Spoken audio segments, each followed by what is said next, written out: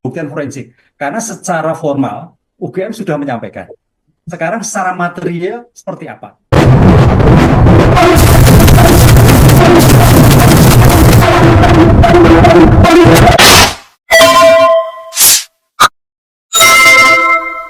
Nah, hasil ini yang akan dikeluarkan oleh Baris Krim. Tapi pertanyaannya, apakah hasil Baris Krim itu satu-satunya bisa diterima? Oh tidak. Nanti seandainya Bang Roy dan teman-teman itu tidak sepakat, ada pembandingan. Ini yang disebut kadang-kadang kontra suatu pembuktian.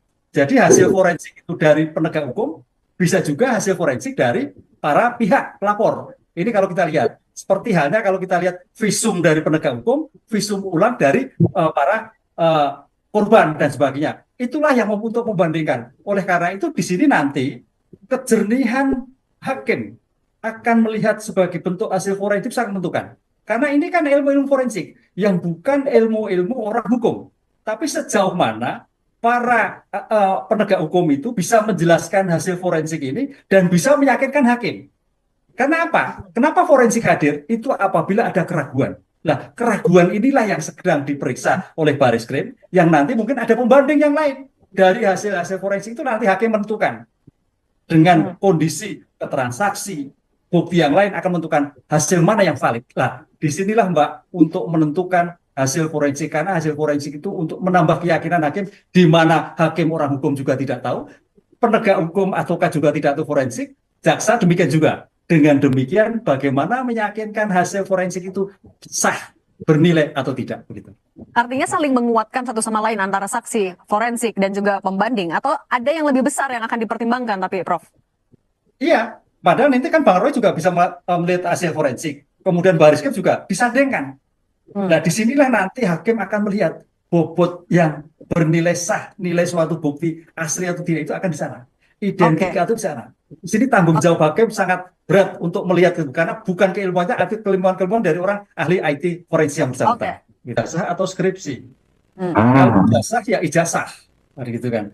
Disinilah ijazah yang akan dilihat sejauh mana identifikasi tentang tanda tangan, sejauh mana identifikasi tentang stempel, sejauh mana identifikasi tentang kop surat. Lah, itu yang saya kira akan dinilai nanti. Makanya Pak Dir Mabes Polri tadi tinggal 10, karena 10 itu yang menentukan, 10% itu. Karena 10% itu menentukan identifikasi tentang ijazah. Identik atau tidak identik. Apa? Nomornya, tanda tangannya, kemudian stempelnya, kop UGM-nya, itu yang saya kira akan dibuka tentang ijazahnya. Oh, ijazahnya ini identik, ya berarti selesai. Oh, ijazahnya tidak identik, oh berarti bermasalah. Nah, ini saya kira ilmu-ilmu tentang forensik identifikasi sangat menentukan sekali. Memang tadi saya katakan bahwa tentang identifikasi imbang itu nanti saya kira Bang Roy juga diberikan kesempatan untuk melihat itu. Disinilah nanti hakim yang akan melihat sejauh mana hasil Baris Krim atau hasil Pak Roy yang akan diterima dalam sebagai kesimpulan identik atau tidak identik. Itu yang nanti menjadi ramai, Pak Jin. Iya, karena ini uji saintifik. Yang dilihat adalah saintifik. Kalau saksi kan bisa lupa, bisa ingat, bisa terpaksa, bisa lupa-lupa dan sebagainya. Tapi kalau tentang identifikasi saintifik itu sudah A, B, B. Nah, ini makanya tadi 10 akan menggugurkan. Iya betul, karena sejauh mana identifikasi itu jelas. Karena ilmiahnya, disitulah ilmu forensik adalah ilmu pengetahuan untuk membantu persidangan dalam suatu mengungkap suatu perkara.